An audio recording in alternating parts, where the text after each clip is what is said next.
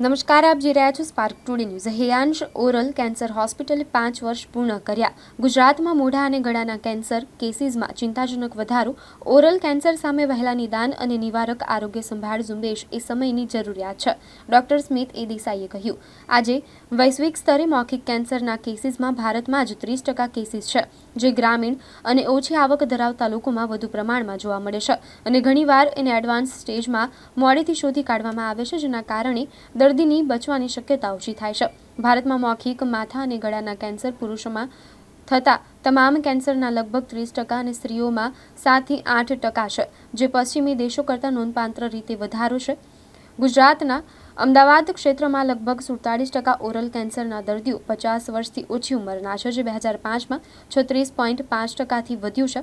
નોંધનીય છે કે 30 થી 39 વર્ષની વયના પુરુષોમાં 2024માં ઓરલ કેન્સરના કેસોમાં 17.2% વૃદ્ધિ જોવા મળી હતી, જે 2005માં 12.3% હતી।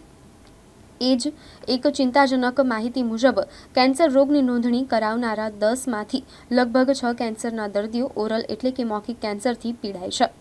ડોક્ટર સ્મિથ દેસાઈ છે, પ્રેક્ટિસિંગ ઓરલ કેન્સર સર્જન મણિનગર અમદાવાદ। અત્યાર સુધીમાં આપણે 2000 થી વધારે ફેમિલીને ટચ કર્યા છે, એટલે કે દર્દીઓને આપણે ઓપરેશન ટેબલ ઉપર સાજા કર્યા છે અને કેન્સર અવેરનેસ પ્રોગ્રામ લગભગ અમે લોકોએ 150 થી વધારે કર્યા છે, કે જેમાં prevention is better than cure sort of એ જ કન્સેપ્ટથી કે કેન્સર ન થાય એના માટે શું કરવું જોઈએ એ આપણે કર્યું છે। એફસી એટલે એક ડાયગ્નોસ્ટિક ટૂલ જ છે, જેમ આપણે એક્સરે કરાવવા જઈએ છીએ, જેમ બ્લડના રિપોર્ટ કરાવવા જઈએ છીએ, આપણે એ જ રીતે એને લેવું જોઈએ। કોઈ પણ બાયોપ્સી એટલે ડાયગ્નોસ્ટિક વસ્તુ છે અને દર્દીએ કે કોઈ એ જ રીતે સમજવું જોઈએ કે આ વસ્તુ એક ડાયગ્નોસ્ટિક વે છે ને ડાયગ્નોસ્ટિક વેમાં જ લેવાની છે। જેમ આપણે બ્લડ રિપોર્ટ કરાવીએ, ડાયાબિટીસનું ચેક કરાવીએ, જેમ બાયોપ્સી કરાવવા માટે જો ડોક્ટર જે તે ટ્રીટિંગ ડોક્ટર તેમને કહેતા હોય તો one should go ahead. Biopsy થી રોગ કદી વધે નહીં, એક મિથ છે કે બાયોપ્સી કર્યા પછી વધી ગયો, એવું નથી હોતું। બાયોપ્સીથી ડાયગ્નોસિસ થશે અને એના પછી એની ટ્રીટમેન્ટ થશે। પ્રિવેન્શન માટે એસ્પેશિયલી આપણે ઓરલ કેન્સરની વાત કરીએ તો 7 પોઈન્ટ જે મેં તમને કહ્યા કે પહેલી વસ્તુ કે સવારે ઉઠીને જે આપણે દર્પણની અંદર મોઢું જોઈએ એમાં। જી સર, આપનું નામ અને પરિચય। આઈ એમ ડૉક્ટર માલવ પરેખ, આઈ એમ અ મેક્સિલોફેશિયલ સર્જન। સાહેબ, આ ઓરલ કેન્સરમાં આજકાલ વધુ પડતા જોવા મળે છે અને ઘણા ખરા એવું છે કે જે વ્યસન નથી કરતા એવામાં પણ જોવા મળે છે। તો સર, એવાના અવેરનેસ માટે કેવું રહેવું જોઈએ? અવેરનેસ માટે તો સેમ જ રીઝન છે, પણ જે તમે સિચ્યુએશન કહી રહ્યા છો ને બહુ રેર છે। એ વસ્તુ થવાના જનરલી રીઝન્સ હોય છે કે કોન્સ્ટન્ટ ઇરિટેશન।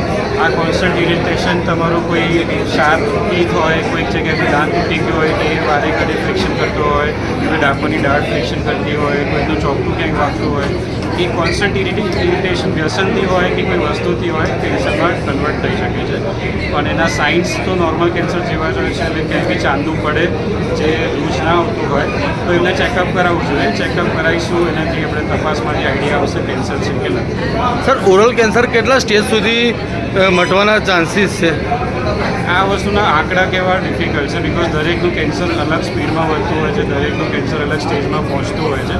સ્ટેજ વાઇઝ દરેક વખતે આપણે પર્સન ટુ પર્સન આંકડા ના કહી શકીએ, પણ ઓફકોર્સ એટલું નોંધ છે કે જેમ જેમ સ્ટેજ વધતો જાય એમ કેન્સરની સક્સેસ રેટ ઘટતો જાય છે। અને એ સિવાય કેન્સર સક્સેસફુલ હોય પણ આપણું એની પાછળ જેટલું પોર્શન કાપવું પડે એના કારણે પેશન્ટ સમાજમાં એટલું વધારે ડિફિકલ્ટી થતી હોય છે, અને પાછી જોઈન થવા।